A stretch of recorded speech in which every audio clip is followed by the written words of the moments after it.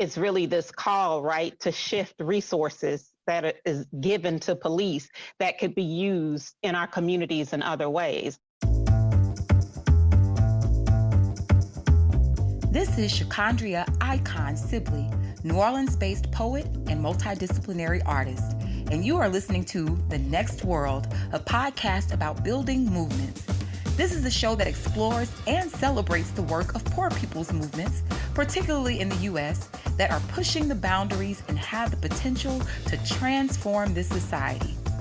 Today on the show, we are excited to present a conversation featuring Scot Nakagawa of Change Lab, Crystal Haling of the Libra Foundation, Letha Muhammad of the Dignity in Schools campaign, and Todd Cherkis and Adriana Foster of United Workers, plus opening words from Sunni Patterson.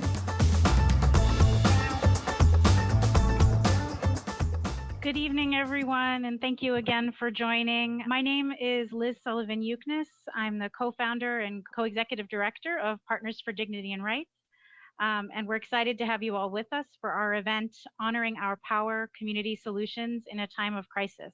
This year marks the 15th anniversary of our organization, founded first as the National Economic and Social Rights Initiative, and now continuing as Partners for Dignity and Rights. For 15 years, we have worked in partnership with communities, fighting for the human rights to healthcare, housing, education, and work with dignity. Through our new social contract project, we have started to share a collective vision for our future, shaped by those community-driven human rights solutions from our partners on the ground. Tonight, we want to lift up the work of our partners and allies as they put forward these solutions to address the systemic inequities, racism, and oppression that have pervaded this country throughout its history and that are heightened in light of the COVID pandemic and the ongoing police violence and killings of Black people that have triggered uprisings and amplified calls for change across the country. To share a quote from our board chair, Patrick Mason, professor of economics and director of African American Studies at Florida State University, permanent anti-Black racism is the institutional and social reality our historical political economy has made for us. It does not have to describe the future we are making. We must exercise the option to eliminate permanent anti-Black racism from our social relations, our public policies, our institutions, and our political economy. So tonight, we will engage in a discussion with our 15th anniversary honorees and special guests to explore and discuss this future we are making together. As we begin our conversation this evening on community solutions in a time of crisis, I am so honored to introduce New Orleans poet Sunni Patterson to open our event. She began her career as a full-time high school teacher, and much of her life since has been devoted to serving as a cultural worker and grassroots activist, using art and poetry to encourage dialogue and healing. She has been a featured performer at HBO's Deaf Poetry, BET's Lyric Cafe, TED Talks, Panafest in Ghana, West Africa, and many more. We are so thankful that she is with us this evening, and I will turn it over to Sunni to get us started. All right. Thank you. Thank you. What an honor just to be here and gather virtually, this new way of being and gathering, which is difficult in some ways, but what an honor to still be able to do it. This is a piece, it's just called Sometime in the Future.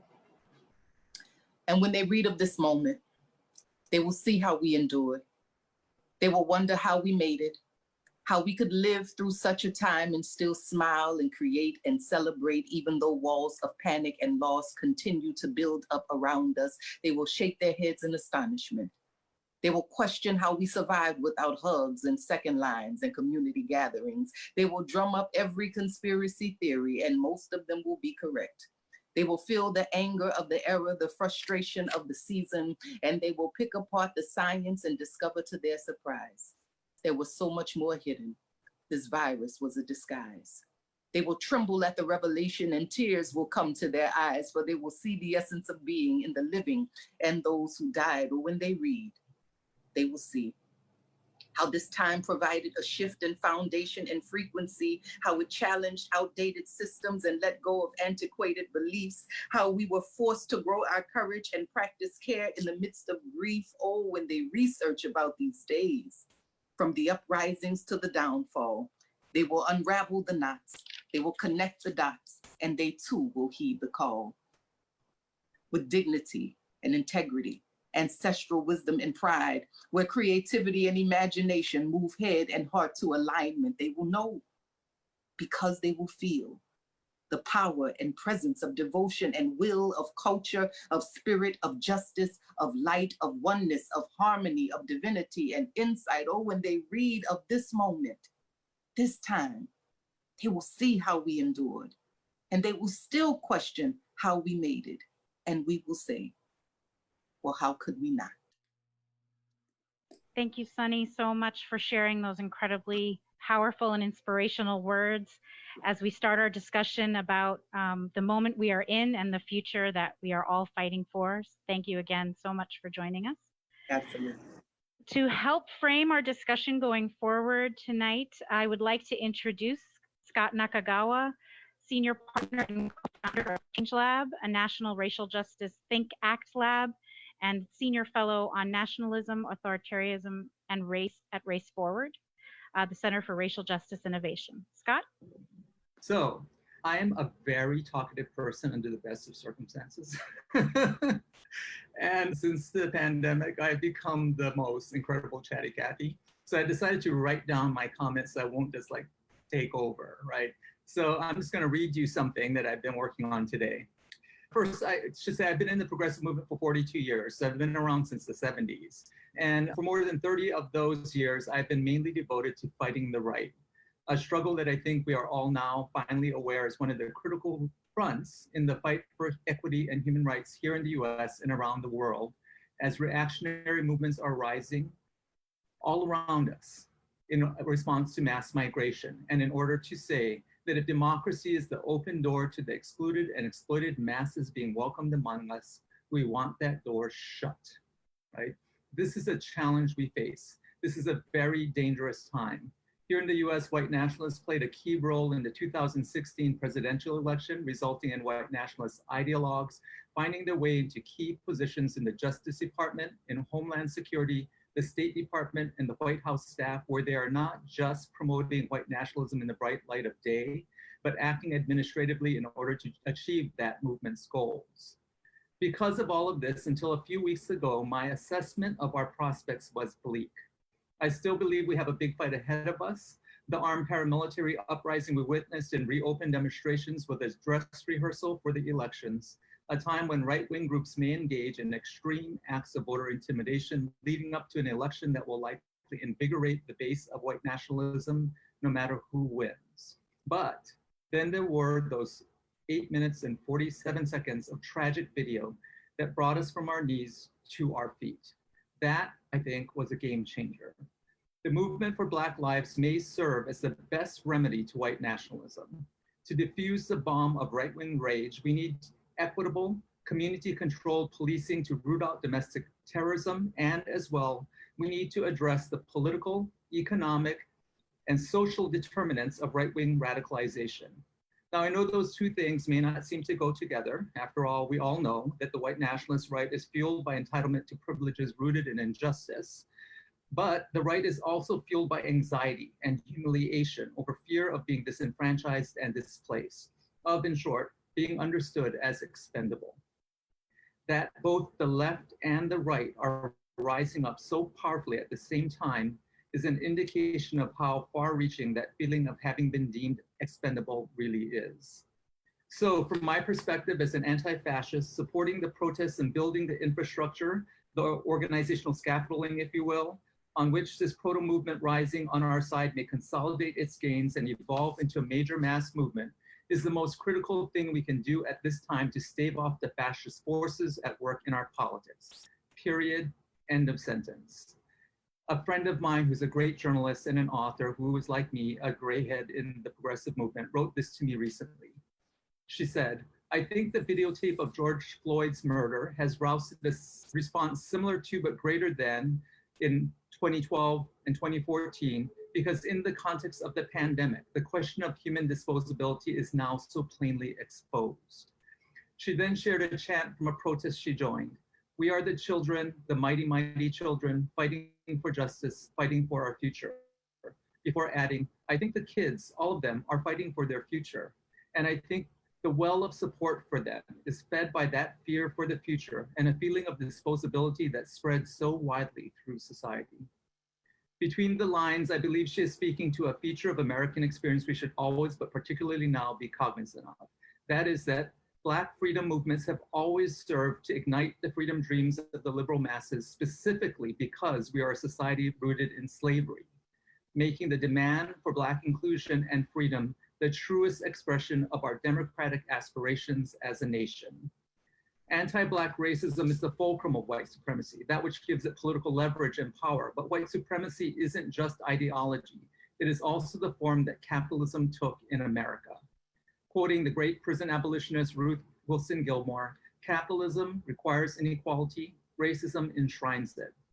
What this means, I think, is that while anti-Black racism is the fulcrum of white supremacy, its opposite, the Black freedom movement, is the fulcrum of democracy and equal justice. If this movement can make this case, we may just be able to successfully compete with the white nationalists for those at their immediate projected base of support.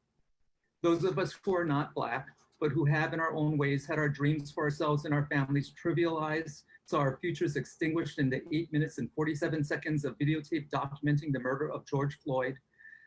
The mass multicultural uprising we are witnessing now for us is a powerful repudiation of dystopia and a gesture of hope for something more, something worth leaving to generations to come.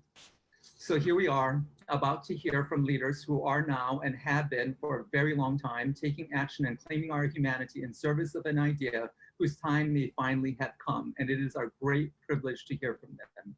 That idea is that we are powerful when we are legion. We are the children, the mighty, mighty children, fighting for justice, fighting for our future. Okay, the first person I have a question for is Crystal. You know, we all know how powerfully influential philanthropy is in the work for social justice. And so we have some questions for you, and particularly for you as from your perspective at Libra, which has been such a great partner to Partners for Dignity and Rights. How does Libra view partnership, particularly in this moment of crisis? And why is partnership with communities so important? I'll just start out by just saying a few words about how we think about philanthropy and why that partnership is so important. I'm going to just start out with MLK's incredible statement that still stands true today. Philanthropy is commendable, but it must not cause the philanthropist to overlook the circumstances of economic injustice, which make philanthropy necessary. That's kind of the foundational thing for us to really recognize that philanthropy is a stopgap till we get to a more equitable and just society.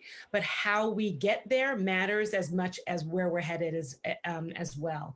So we really believe that how we do our work is part of the path to freedom and justice for us all. So what are the things that really matter in the partnership for the Libra Foundation? First of all, trust. Really important for us to be in close alignment with the organizations that we fund and to trust that they know best what the solutions are to the issues that they're encountering in their communities.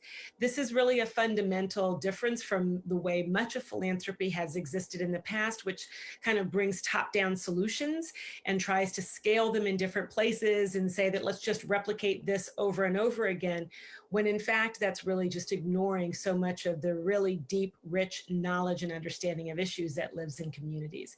So at Libra, what we try to do is support that through a partnership, through the trust in those communities.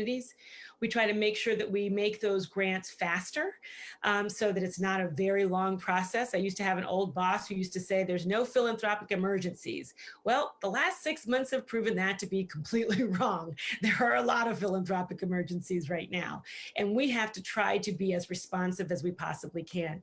I'm delighted to say that the Libra Foundation, which normally makes about $25 million in grants, in January, we actually went to our board and said, 2020 is going to be one of the most important years of our lives.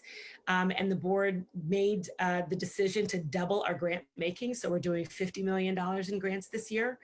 And those grants are really going out to our current existing grantees to double down.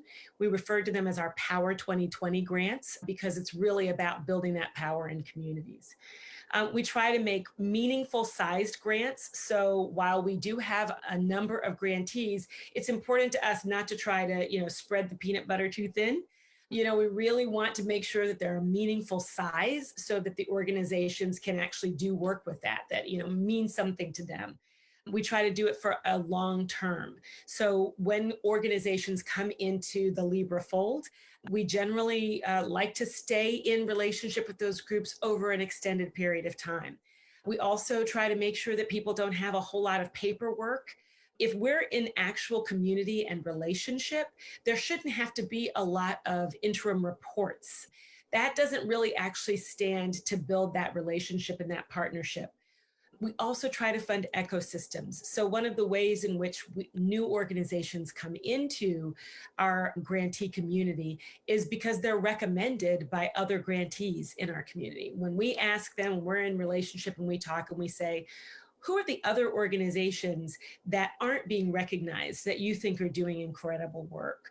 We also say, who in your ecosystem can you not be doing your work without? And tell us about those folks and introduce us to those folks. So we really try to bring all of those pieces together. I have to say that, we've been lucky enough to find some extraordinary organizations that have been able to identify the issues that are actually now at the tip of everyone's tongue, right? So it's not as if, this is the long game, right? And so for so long, so much of the work that Partners for Dignity and Rights and for the other honorees that are listed here that have been doing this work for a long time, that really demonstrates to us the outcomes that we're looking for, right? Which is if you invest in communities in reasonable amounts of grant size, over the long term and really build those partnerships and relationships where people can tell you the truth about what's working, what's not working, where they're headed, and that we can listen to that with open hearts and open minds and try to also link them to other resources whenever we can. That actually builds a powerful engine and resource for us to be able to really see the change that we want to see in the world. And I'll just say one other last thing. We also see one of the important pieces of work that we do to try to educate other foundations as well. And when I say educate, I don't mean that to be in any way derogatory. I just mean that this is a different way of practicing philanthropy. And so we try to share that with folks as much as possible. I just wrote a piece that talked on the precipice that talks a lot about this moment that we're in with the protests and the uprisings that are happening. And one of the questions that I was getting a lot from folks who know that Libra funds many of the organizations who are on the front lines is, well, how come these aren't peaceful protests? And, why is that we're seeing that? And here's just one of the things that we said, that I wanted folks to think about. When we talk about nonviolent protests, sometimes people want us to equate that to peaceful protest. But nonviolence is a powerful practice when amazing Black, brown, Native, Asian, white, cis, gay, trans, people with disabilities, young and old protesters solemnly assert their right to be, to breathe, to live free of humiliation, free of abject poverty and domination. And in refusing to bow down, they so infuriate the police that those forces who claim to protect and serve us publicly show the world the violence they usually reserve only for those oppressed communities. Nonviolence is a strategy for making state-sponsored violence visible. We talk about these kinds of issues and try to raise up for the folks that we work with in the philanthropic community the importance of doing this kind of trust-based philanthropy.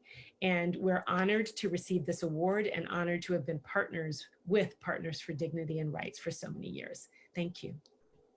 Okay, thank you, Crystal. Because I'm hoping that there are people in philanthropy within the sound of our voices, I want to really drive home some of these key points.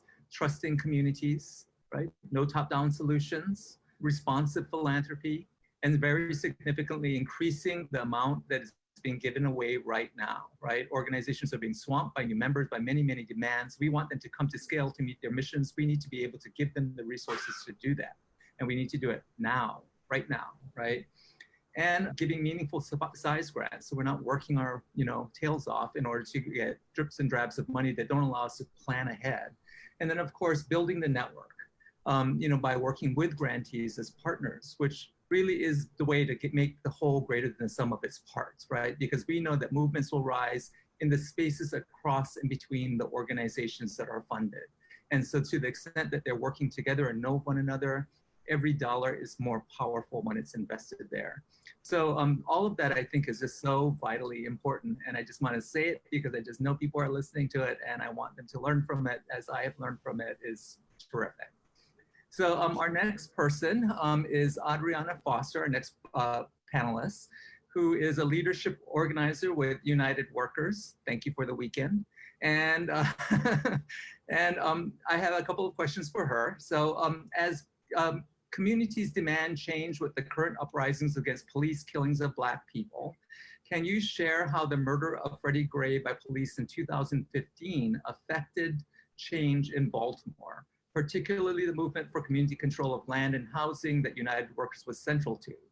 And then relate that to now, how is the current pandemic and ongoing criminalization of Black communities affecting your work today around housing? Thank you for this question. And I think, Todd, did you want to jump in and I could fill in, I guess, my own thoughts on this and my own perspective? Yeah, sure. So I think that the emphasis on bottom-up solutions, I think, is really, really germane to this conversation. We saw with the uprisings around the murder of Freddie Gray, a real bottom-up frustration with the way the Baltimore city was being run, the way the police were, the way disinvestment and austerity really hit our communities in Baltimore. And for us at United Workers, it was really a moment where the status quo just suddenly dissolved.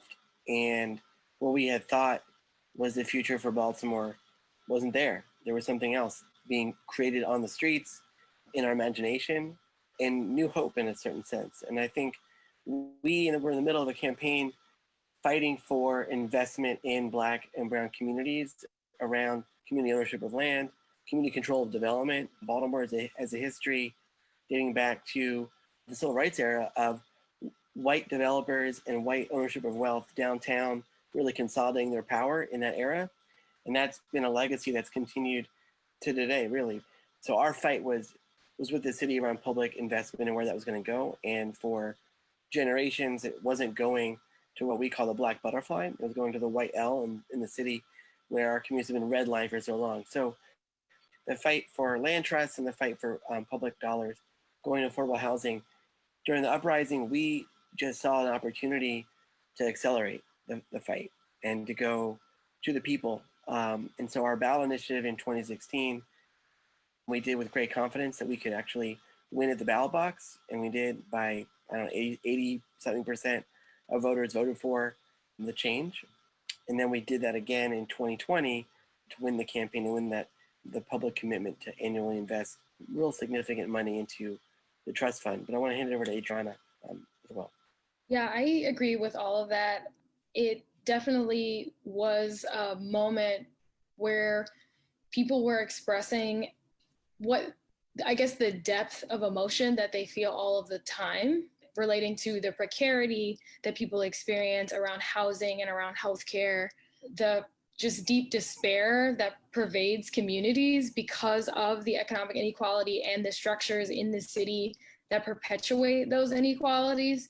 But like this moment that we're in right now, during the pandemic, there are powerful ways that communities are coming together to take care of each other because we understand all too well the failures of our system before this started. So it really is on us to ensure that we're taking care of each other and to put forward and to organize and to bring together the ideas that we had and we know are the solutions we need, and to fight for them all the more aggressively, because the impact of the pandemic has really highlighted and shows a light really clearly those failures, and the impact of them is deepening and is expanding to people that might not have felt it as much before. So it is a moment where there's a lot of strategic alignment in the city, because different organizations or different groups of people that might have been doing organizing before are putting forward the same demands. And so it is an instance where there is this community care and solidarity, but also power building, because we are finding common cause maybe in ways that we probably knew before, but couldn't quite put the pieces together. And I think it is an important moment to continue to be organized, to continue to identify leaders, to continue to lift up the voices of those that are most impacted, and to ensure that our demands are not only put forward, but that we can win, because our survival demands it. And I really do think that we can make a lot of progress around these human rights solutions and community-led solutions, because so much of that is taking place in our communities and can just grow if invested in. Thank you. It was a very, very inspiring win, right? Particularly at a time when so many are being pushed out of our urban centers, that we see that there's hope and possibility, and collective organizing is just really critical, I think. So, I just wanted to just kind of quickly go over a couple of things. One is the importance of the work you've done to connect structural racism to housing insecurity, because we know that structural racism is the primary driver of many of the problems that we have in terms of affordability in our communities. That structural racism is a thing that's actually articulated through the where we live, how we live, and where we live relative to one another, right? It's the blueprint that informs the architecture of our society, and that you're fundamentally moving the architecture around is something really, truly amazing. So thank you for that. And I want to say that so folks will keep it in mind and help to inform questions as we move on to our next panelist, who is Letha Muhammad, the Director of Education Justice Alliance and Coordinating Committee member of Dignity in Schools campaign. So I have a couple of questions for you. The first one is, how do current calls to defund the police link to the work that Dignity in Schools program and others have been doing to remove police from schools and dismantle the school to prison pipeline? And then the second related question is, can you talk about the community-driven solutions like restorative justice that youth, parents, and teachers are calling for in schools? Thank you so much for having me this evening. Excited to be here and to share a little bit about the work of the Dignity in Schools campaign. Our work is rooted in dismantling the school to prison pipeline. And one of the ways or drivers we know that feeds young people into that pipeline is through interactions with school resource officers, also known as police in schools, right? We've had members, we're an organization of over 100 organizations, or a coalition, I should say, of 100 organizations in 27 states across the United States. We've been around since 2006, and we've been doing this work to dismantle the school to prison pipeline since our inception. And when we think about the removal of police from schools, right, some of our members have been fighting this fight for 10 years or so, right? We have a campaign that's Counselors Not Cops that is the foundation for our call to remove police, because again, recognizing that the ways in which young people are funneled through that pipeline into the juvenile and criminal justice system is oftentimes through their interactions with law enforcement on their campuses, right?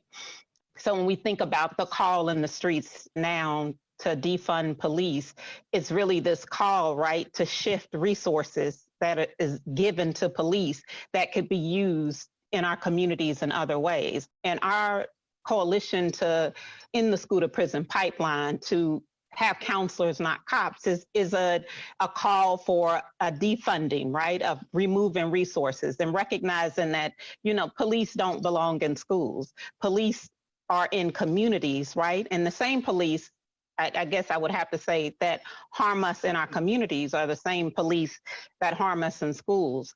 I have to use a local story to kind of drive home this point. About 3 weeks ago, we had our first protest here in Raleigh around police brutality and defund the police. And that weekend, the local police opened up on protesters with tear gas and rubber bullets. And there were young people in the crowd, right, who were impacted by this. They didn't do anything. This was just this over response, right, from the police state. We had young people then immediately make the connection that these same folks that were potentially, armed with rubber bullets and tear gas and firing on them are the same people that normally patrol their halls. But because COVID-19 has hit us, right, and schools are closed down, those same resource officers that are normally in schools are now in the streets. So they immediately put out a petition to say, let's remove school resource officers from all of Wake County Public Schools. And our county is actually the 12th or 13th largest school district in the country. So we have to recognize when we call for defunding the police, that defunding of the police trickles into all the areas that police interact in our society. So it's just not in our communities, it's in our schools as well. We see, in recent weeks, starting, I think, June 2nd, we had our first ever, win in the United States in Minneapolis, where the Minneapolis school district voted to end their contract with police. That was an amazing win, and it had a trickle down effect, right, across. So it started off in Minneapolis, and we saw Portland, Oregon. We saw Denver as well. We saw Madison, Wisconsin recently. And then last week, our partners, the Black Organizing Project, also had a win to remove their school police in Oakland Unified School District, right? So we recognize that these wins are happening, and these wins are not happening in a vacuum. It's not a new phenomenon, right? Folks have been working at this for a long time. I heard this bottom up notion that we talked about, other people talked about. That is what our work at DSC is rooted in. It's rooted in allowing young people who are directly impacted by the school to prison pipeline to develop solutions for what works for them, for parents who are directly impacted to develop solutions as well. We also recognize that we're having these wins, but the wins is a part of a long-term strategy that is going to require us, right, as organizers and parents and students to continue the fight, because we also know that the way oppression works, right, in any system is it learns to shift. So we win police out of schools, but then in what other ways will districts think about criminalizing our young people, right? In what ways will they develop new technologies, right? Facial recognition software, predictive analytics, things that that can still criminalize young people. So those are the things that we're thinking about as we continue this fight. And then to the second part of your question, as we think about community-driven solutions, young people, we hosted a panel 2 weeks ago, a police out of schools panel. And we had 2 young women from our district on the panel. And what they said to us was, they want to feel safe in school. And the way that they would feel safe is to feel love, which is something that's absent. It's not something that they feel on a daily basis from everybody, every stakeholder in that school. When they're having issues, right, maybe it's a mental health crisis, they want supports to support them. So in our Counselors Not Cops campaign, we ask for resources, right, to be diverted from school resource officers to ensuring that we have the proper number of nurses or psychologists or counselors, mental health professionals, restorative practices, community intervention workers. So if we take the money that districts are spending to pay for school resource officers and divert those resources to ensure that we actually have supports in place that help young people, we will have the kind of environment that young people are craving, right? Where they feel safe and secure and loved and well taken care of. All right. Well, thank you, Letha. Yeah. That is an incredible victory. And I know the result of many years of investment. Yes. So for being there. In a movement moment like this, it's easy for us to think that things happen all at once, out of nowhere. Yes. No. This is the result of many, many years of investment on a lot of the part of a lot of people, including the people who are here on this panel. Who we're celebrating. And so important, I think, that we, do actually recognize that, the school to prison pipeline is a very real thing. And that when cops are on campuses, children are criminalized. It goes hand in hand with the thinking that we ought to punish children as adults when they commit what we consider crimes, like getting into a fight at school, right? Like at my age, I remember a time when this was not in any way, shape, or form regarded as a crime, right? But this kind of creeping criminalization that you're combating, so important to us and to me as an anti-authoritarian. I say personally, thank you, thank you, thank you. You're welcome. I'm going to turn it over to Liz now, who I think has been watching the chat box for questions. Is that right? So yes, we do have questions that have come in for our panelists. First, I think for everyone or anyone who wants to jump in, how long do you think this uprising momentum will last? And how can we keep it going, but also, what might make it end?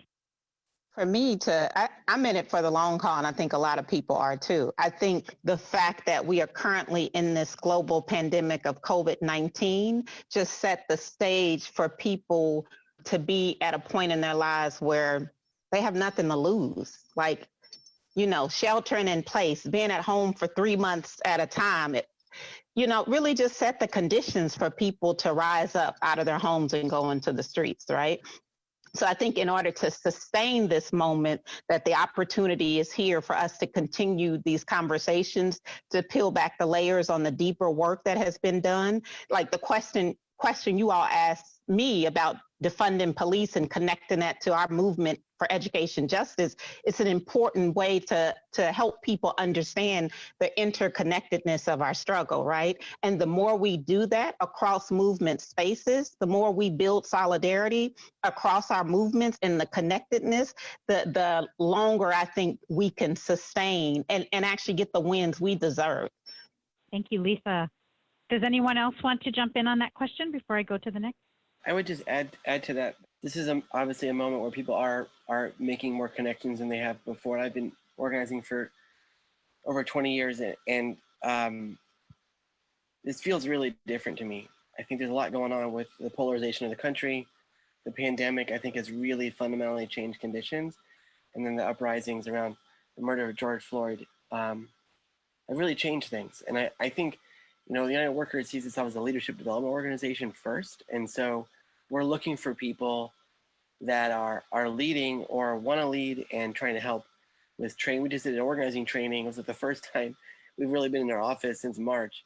And we were all spread out, just 15 people. I'll be limited to the number, but spread out. And we did this training. We're all in mass for 4 hours. But it was a way to deepen the organizing and pose the questions we needed to pose, to really think through kind of the next step in some of the organizing we've been doing around renters' rights and tenant organizing. So I do think this is a real moment where people are really coming together, and I think really recognizing the newer folks that are emerging and how to support them is, I think, really critical to keeping this going and sustaining.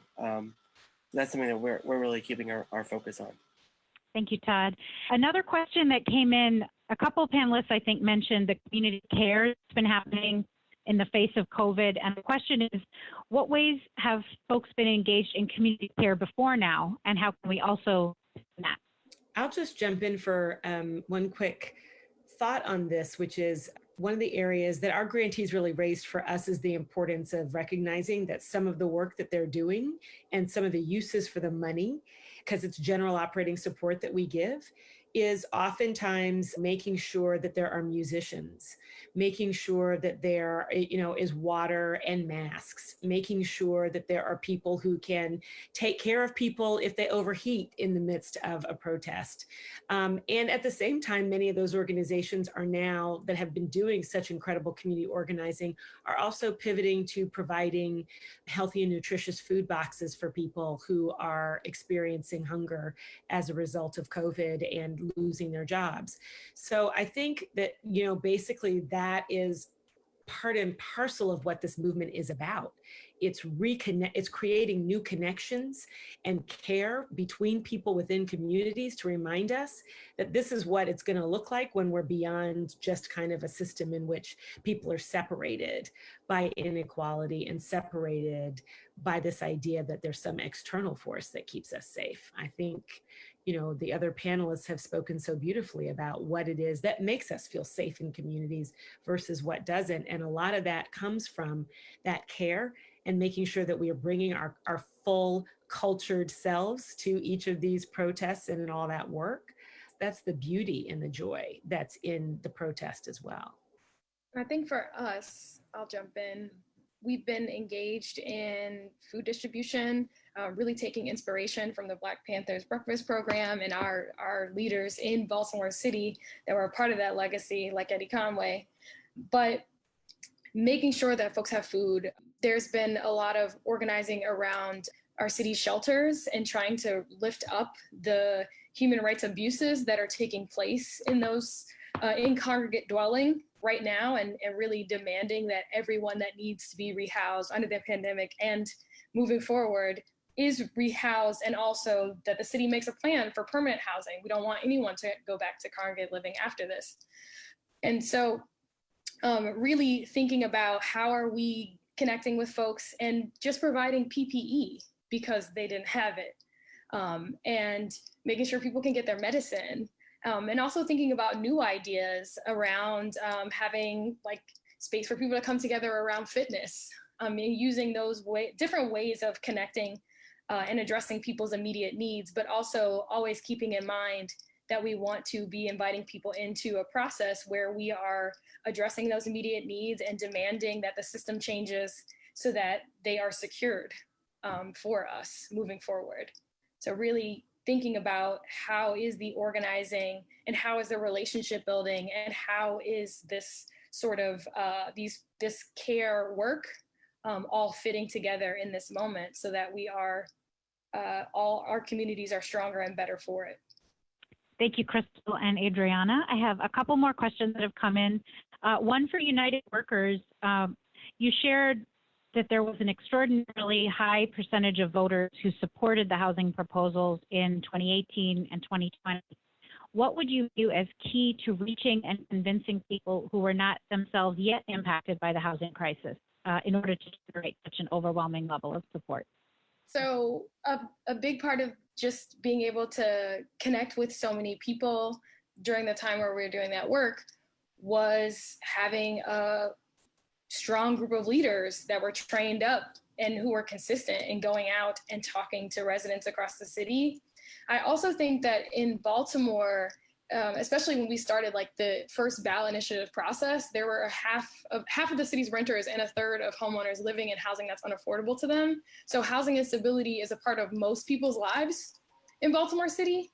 And that stems from hundreds of years of racist housing policy that's taken a lot of different forms, but has really created a segregated housing system in Baltimore. And in addition to that, even if you have never faced immediate housing instability yourself, you are witnessing the contradictions of a housing system oriented around profit, because we have tens of thousands of vacant property while people are, one, experiencing this housing instability, and that we have an overwhelming number of folks in the city who are unhoused and have the experience of homelessness. And so I think most people in the city, whether they feel it themselves or are near it, understand just how broken our housing system is in Baltimore. So that's what I would say. Go ahead, Todd. You nailed it. That's all perfect there. That was what happened. So it was great. Thank you, Adriana. And we had a couple additional questions that came in around police out of school. So I'll just ask both of them, and Lisa, you can answer any part that you feel comfortable. So the first one is, how quickly can the transition be made from cops to sufficient counselors? The mayor of Chicago says it will take too long to deal with the danger in Chicago schools. So please comment on how we can make that transition swiftly. And then the second question is about the potential for building working relationships between the movements for police out of schools with movements for cops out of mental health emergencies and other situations. And what can those connections look like between overall defund police and police abolition movements? Yeah, to the mayor of Chicago, I can immediately think of 3 or 4 organizations that are on the ground, who've been on the ground doing the work, making the call, right, to remove police out of schools, to sufficiently fund our public schools, right, so that we have counselors, but that we also have alternative programs like restorative or transformative justice programs. So I would say to that comment, and I'm sure my colleagues on the ground would say the same thing, she needs to go partner with the folks on the ground who already have the solutions, and they can help her quickly pivot so that there can be support for young people in Chicago public schools. And then for the second question, the potential for building work and relationships. So for so many of us who are organizers on the ground, the way we do our work in community is always rooted in building relationships, right? And not only are those relationships built upon folks that you're trying to organize with, whether it's individuals like parents or students, you also organize with other organizations, right? So I would find it hard to believe that there aren't already connections across the country on the ground between like police accountability groups like we have here in Raleigh and organizations that are doing the work to remove police from schools. And so in Raleigh, we already had that foundational connectedness where we've been at each other's meetings. So we just continue to build in that same way where, there are teach-ins that are being done now to help strengthen people's understanding of what defund police means, whereas us who are doing education justice work and asking for the removal of police out of schools can partner with those same organizations and do the same kind of work. So you're targeting the same audience and making the deeper connection. So it's all about, building relationships between organizations, which is historically what we do in order to help educate new folks that are coming to this movement space so that, we build a broader and more collective movement together. Wonderful. Thank you, Lisa, and thank you so much to all of our honorees and speakers tonight, poet Sunni Patterson, our special guest speaker and moderator, Scot Nakagawa, honoree Crystal Haling, representing the Libra Foundation for all of your amazing work, honorees Todd Shirkus and Adriana Foster, representing United Workers and all of your amazing work in Baltimore, and special guest Lisa Mohammed with Education Justice Alliance and Dignity in Schools campaign, who I have worked with for many years and just love all of your work in North Carolina and the work of all of our members around the country. So thank you again to all of our speakers, and thank you to everyone for joining us. Have a wonderful night. Thank you. Thank you. Okay, that's our show. Thank you for listening to The Next World. I'm Max Rameau. You can find out more about my work at pacapower.org. That's P-A-C-A power.org. You can read more in depth on the many issues and organizations featured today on the Partners for Dignity and Rights website, dignityandrights.org. We'll be back with another episode of The Next World next month. Until then, please subscribe and tell your friends and post reviews wherever you get your podcasts. Until then, organize, organize, organize.